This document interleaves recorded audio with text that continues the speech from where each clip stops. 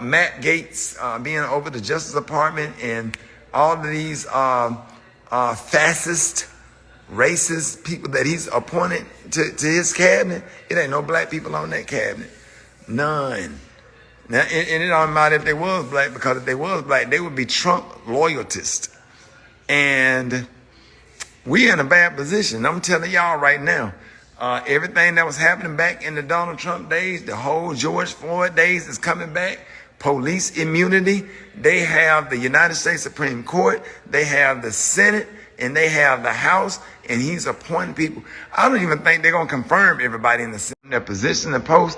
Democrats always want to sit there and play nice and abide by. They don't play by Republican rules. That's why they always lose. You know what I'm saying? And they getting ready to eliminate everything as you know it. So, oh my God! So the liberals are still grieving, right? It's a week after the election. They boycotted CNN and MSNBC. They've isolated themselves on social media. Gabrielle Union felt the reason to tell us why she was leaving.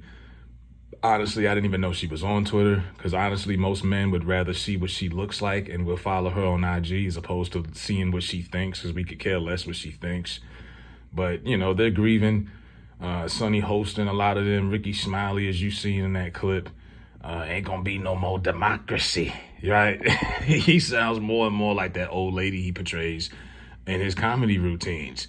And I'm like, you know, while y'all are sitting around, and I guess it worked on black people, because 80%, 70-something% of black men voted for her, and 90% of black women. So it worked on Negroes, because a lot of y'all are mentally enslaved. Y'all have these mental shackles on y'all ankles. Like, y'all really act like y'all been on the plantation before. For real, it is really like just disencouraging and just depressing to listen to it. I'm like, man, I would be so depressed as a black man, if I listened to this guy every morning with this rhetoric, right? And now what they're trying to do, because I noticed something over the weekend watching football and in soccer, a lot of players of all different races are now starting to do the Trump dance as a celebration, a touchdown celebration, right? Raiders, Lions did it, bunch of players, soccer players, all over it. Now the NFL is starting to like edit it out because it's offending people. I'm like, man, I hope everybody does it just for that reason, because it offends you, you punk motherfuckers. You know what I'm saying? It's a dance. It's funny. Like, this is the thing. They want you to like be angry and upset. I'm like, bro, that sounds emotionally exhausting. It's going to be a long 4 years for you miserable people, and I'm here for it. Meanwhile, Joe Biden, who could barely stand up these days, just is trying to start a war, is sending missiles to Ukraine, and y'all going to ignore that. No one in black media is going to talk about that. You're not going to see that on World Star Hip Hop or Shade Room. They're not going to talk about it on Breakfast Club. They're going to wait until it starts, and then they're going to blame the next person who gets in office. We know how the setup is. Like, seriously. And these are the same people that will have you voting. What black folks got to understand, first and foremost, this is not the same Democratic Party that your grandma and them marched with in the 50s and 60s. This party has transformed their identity. It is not the same. It used to be elites and wealthy people voted Republican. Now a lot of those people are voting Democrat. The elites are with them now. All the celebrities, all the stars, Bill Gates, Dr. Fauci, all the bigwigs is over there now. And the gays and the feminist movement. That's all that party has basically become. And it's like, there's still a lot of black people blindly, following this party that doesn't represent a lot of black people's values at all. But yet y'all still are under that like I say, it's like mental enslavement. You know what I mean? I'm like, what is wrong with y'all? And then Rickey Smiley's like, oh my God, they gonna break up families and mass deport. What does that got to do with black folks? Them getting illegals out of here. You okay with propping up people like royalty with your tax dollars?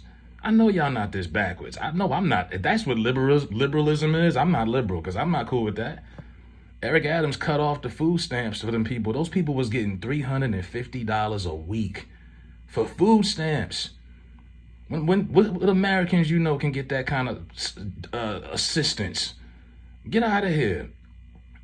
You know, if a black folks who swear upon government assistance, y'all okay with that. I'm like, apparently y'all okay with all of it. Oh, RFK is in charge of the Department of Health. Go look up who was in charge of the Department of Science and Health when Biden and them was in office. This guy, this thing right here. You okay with that, but this guy who's anti-vaccine, look, that vaccine mess was the first thing that they did that effed up when they got in office. When you mandated people to take a shot with limited information that they didn't want to take, most people were opposed to it. You forced people to do it. It was mainly in liberal states, the mandates, California, New York. Most of these people, a lot of people were inconvenienced, had to leave their jobs, pull their kids out of school. You're telling people to get their kids vaccinated, their grandparents, some are almost vulnerable people. If you don't think that had something to do with a lot of people swaying their way out of this party, you're crazy.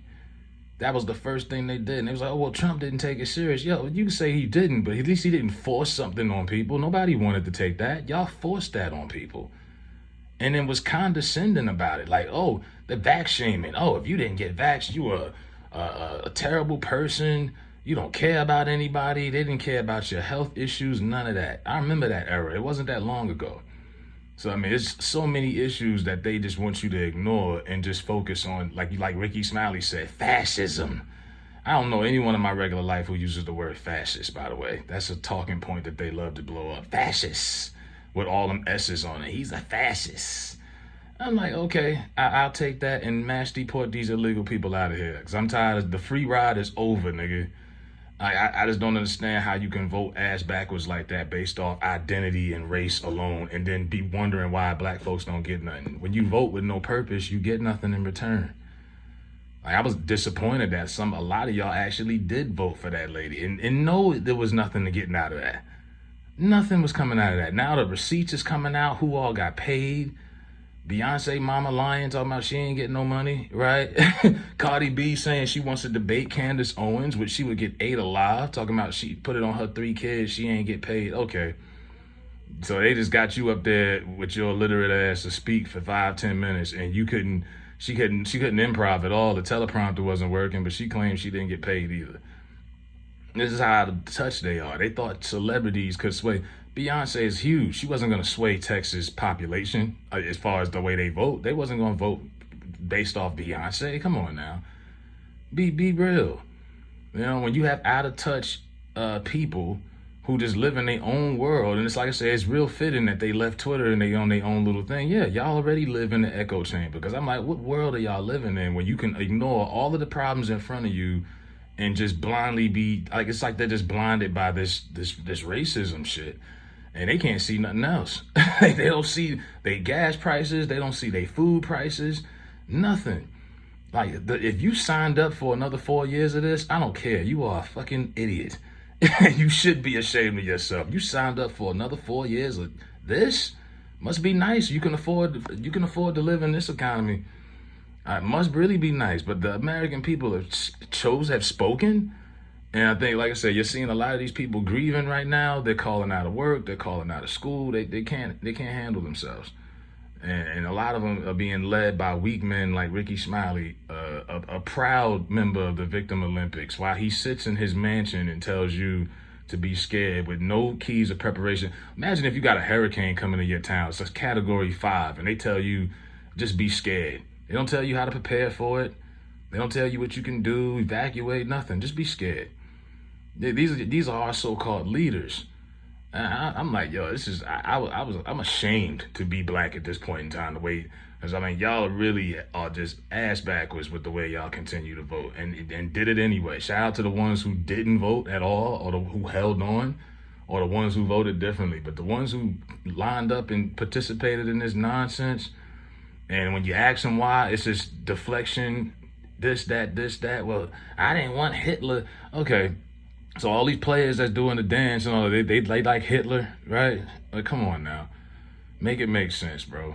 But like I said, y'all are going to continue. Like I said, it's emotionally exhausting and has to be to walk around with that all day long. But hey, if you're going to avoid talking to certain people for the next 4 years, you're going to avoid watching the news, continue to live in a bubble on an island by yourself. The rest of us will be here doing our thing like usual. And I will continue to taunt Y'all punk ass niggas, because that's what y'all are.